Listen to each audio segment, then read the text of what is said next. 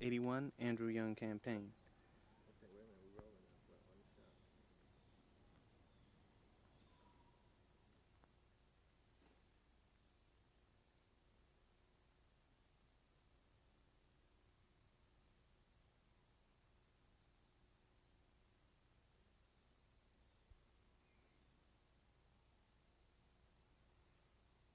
He's inside.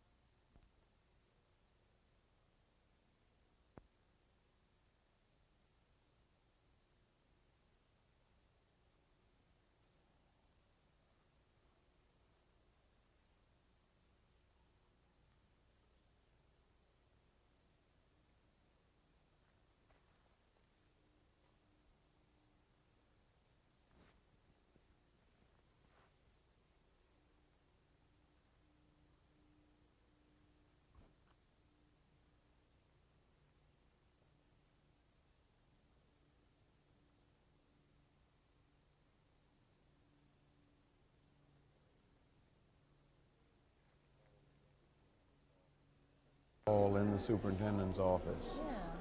But as far as I know, they're still in the warehouse. And it's our choice. Please stand and place me to the flag and remain standing strong and put Pledge allegiance to the flag of the United States of America and to the republic for which it stands, one nation, under God, indivisible, with liberty and justice for all.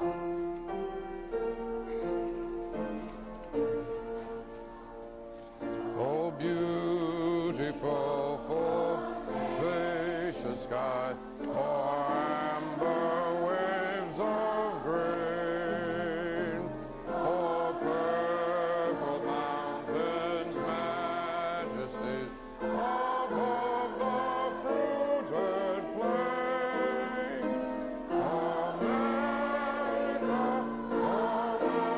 America, God shed His grace on thee, and crown thy good with brotherhood from sea to shining sea.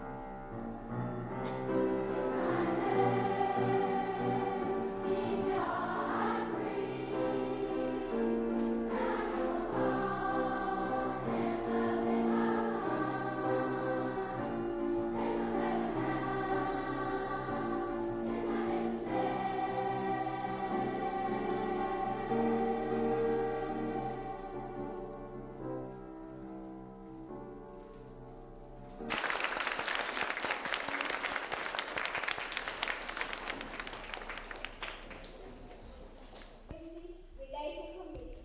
In 1972, he was elected to the USA House of Representatives from the 5th Congressional District of Georgia, becoming the first black congressman from Georgia in 110 years. In 1976, he announced the appointment of Andrew Young as USA Ambassador to the United Nations. Mr. Young served in that position from January 30th, 1977, and determined tomorrow at the polls. Now I would like to present to you our candidate for Ambassador Andrew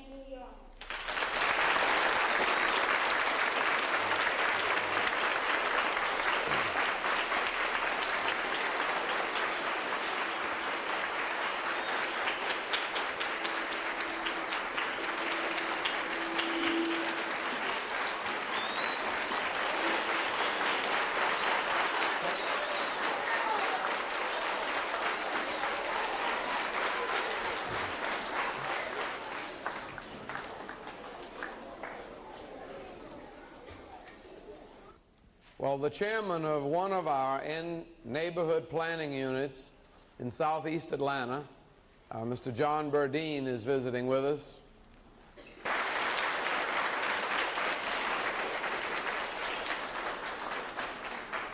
And how many of you watch wrestling on TV? Stand.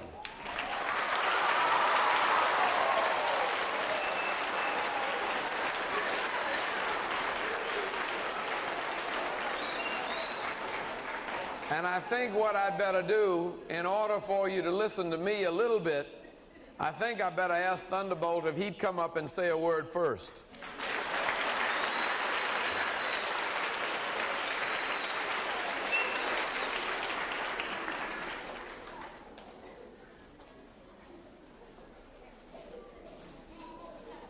Mr. Patterson has been campaigning with me this morning.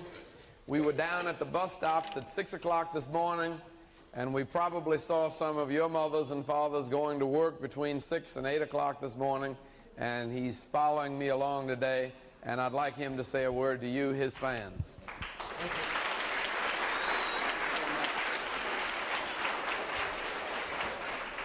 Thank you very much. It's a pleasure and an honor to be here, and I don't want to take up too much time. I would just like for each and every one of you children to go home and speak to your parents about voting, because it's a very crucial time and we all need to get together and we need the support of each and every one of your mother and father. So just listen to what Andy has to say, and I believe that our next mayor, Andrew Young, and I also like this. Thank you. Okay. Why don't you have that? Thank you very much. I want to talk with you about about four things that I want you to do. Can any of you guess what they might be? Well, let me tell you what they are. One of them is to read. How many of you can read? Very good. Do you know why I say it's important to read? Because the world is going to be divided basically between those who read and those who don't read. It won't make any difference what color you are. It won't make any difference how much money you have. If you don't read, you might be a slave. You know why? Because unfortunately, this television can enslave you just as much as chains can. And it can tell you what to think, and it can tell you how you're supposed to dress, and it can tell you how you're supposed to act. And the only way you can know for yourself what's right is for you to do the reading yourself and not just to believe what everybody tells you. And so I would hope that you would read. And those of you who are in the upper grades, in 5th, 6th, and 7th, it's time for you to start reading the newspapers. I started reading the newspapers not because I wanted to, but because my grandmother lost her sight. My grandmother became blind when I was in about 5th grade. And so every day before I went to school, I'd have to go get the paper, and I'd sit down while she had her coffee in the morning, and I'd read her the newspaper. And then at night when I came home, before she'd go to bed, I'd have to read her Bible to her. And that's what taught me how to think, and that's what taught me what to believe. And I think more than anything else, reading was what made it possible for me to do all of the things or any of the things that I've done. Because I don't think when I was in 5th grade, 4th grade, I don't think my teachers thought I would amount to anything either. And the only thing I remembered about her was that she taught me my multiplication tables, and every time I would stand up and start saying my tables and miss one, she had a strap. And as soon as I'd miss, she'd hit me. And that's all I remembered. And I didn't really like that. And I had a heart. And the name of it is Call of the Wild. And it's really a story of what happens to a dog who is stolen from his owner. And the dog goes through all of the troubles of life. And in some ways, the troubles that the dog goes through are troubles that maybe you and I have to go through. And just as the dog learned to struggle and to make it, the book says that we can learn to struggle and make it too, to help me by reading something. The other thing I want you to do is to learn your mathematics. You know why? All of these things like this. You know what that is? And she has had more job offers just coming out of college with a degree in electrical engineering. And she has had job offers from one end of the country to the other. And the lowest paying one is more than because one of her teachers in Southwest High School encouraged the girls to study their mathematics. And she encouraged them to think about going into engineering and architecture. And so 5 young women from her class, some went to Georgia Tech, and she went to Howard, and one went to Purdue in Indiana. And they all came out of school, and they all have much better jobs than their teachers, because they really worked at their mathematics, and they learned their mathematics, and it pays off in money. And they will be secure all of their lives, and they'll never have to worry about a job because they studied that mathematics. Now, there are 2 other things I want you to do. One of them is to believe in yourself. How many of you think you're smart? Do you know that you are a wonderful creature? You can put your hands down. Do you believe can you say this with me? I am a wonderful boy or girl.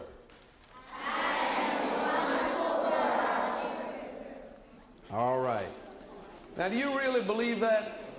Do you know that your eyes are a camera, and that your eyes function just about like this camera does? What this camera is doing, it's taking a picture, and it's recording it on film that's back in the back of the camera. Well, your eyes are looking, and they're also recording on your brain, so that almost everything you see you can remember. Do you believe that? Yes. Can you close your eyes for a minute and think about what the front of your house looks like? Close your eyes for a minute. Close your eyes and think about the front of the house you live in. Can't you see it? Yes. Because your eyes took a picture and your mind records it. Now, just as you can remember what the front of your house looks like, can you remember what your mother's face looks like? Yes. Can you remember where you were yesterday? Yes. Earth and all of the universe, and everything runs just like it's supposed to, because God made it that way. And you know one thing? He put you together the same way. And if you believe that you are God's child, then you will run perfect too. It's only when we don't believe in ourselves and when we don't believe in God that we do stupid things. We do stupid things like sleep in class because we don't believe we can learn.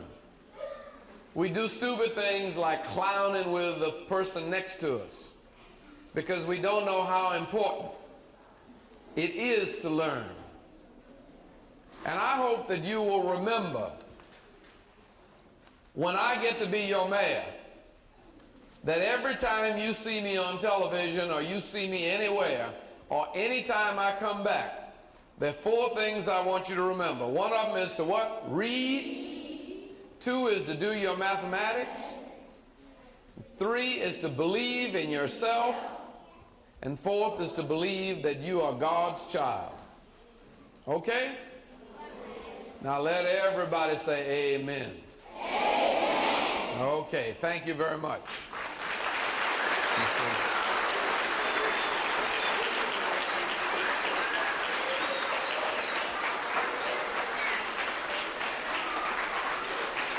Okay.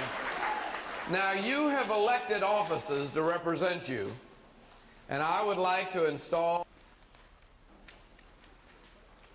and the President, Sandy Cofield, Vice President, Renita O'Neill, Yolanda Jenkins, Financial Secretary, Antonio Jones. You have been selected by your classmates to represent them as the Student Council of the E.C. Clement School. Do you promise to do your duty to the best of your abilities? Do you promise to represent the wishes of your classmates and the principals of your school? Yes. Well, I'd like to congratulate you as the officers of the E.C. Clement School, and God bless you.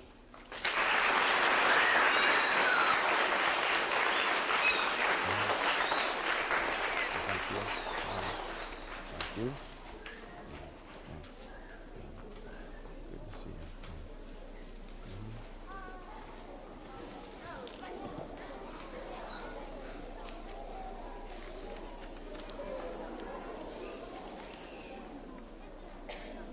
Reverend Young, Mrs. Hanks, parents, faculty, friends, and fellow students. I am honored to have been elected as president of E.C. Clement School.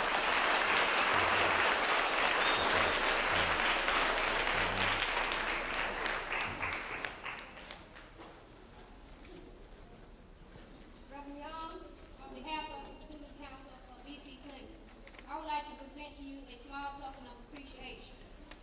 We have been honored to you to have you take time from your busy schedule and come to us.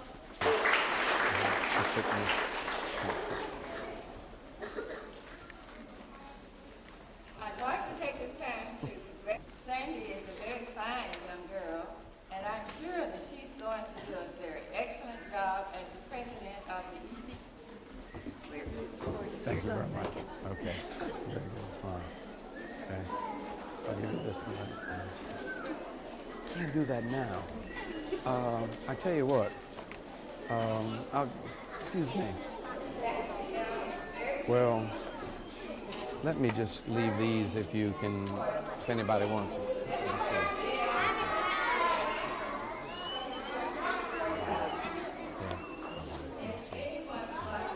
Yeah. That's good. Fine. Very good. Yeah, sure. How you doing? Okay. Good to see you. Fine. All right. We'll see you later. Okay. Yeah.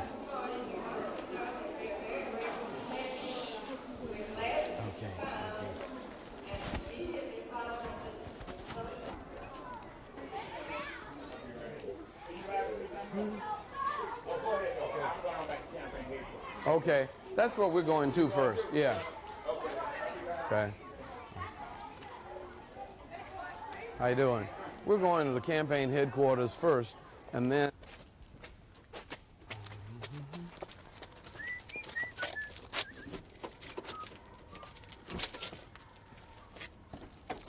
You want to sit in the front? You got. No, that's okay. Okay.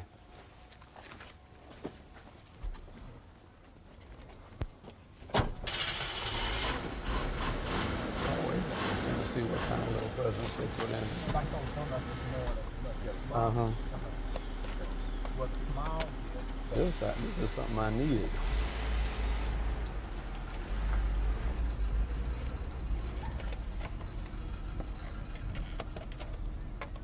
I don't know how it smells.